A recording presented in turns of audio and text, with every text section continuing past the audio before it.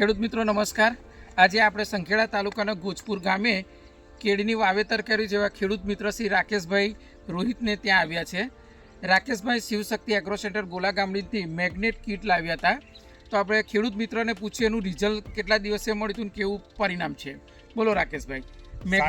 Magnet કીટનું 7 દિવસે result મળેલું છે।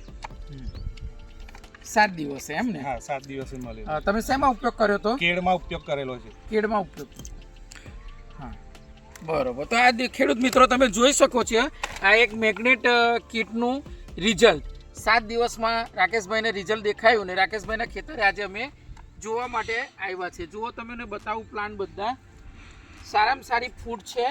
અત્યારે મેગ્નેટ વાપરવાથી સરસ ફૂટ એક આવી ગઈ છે અને ગ્રોથ પણ કેળનો બહુ સરસ છે। 7 દિવસે આનું રિઝલ્ટ મળે છે।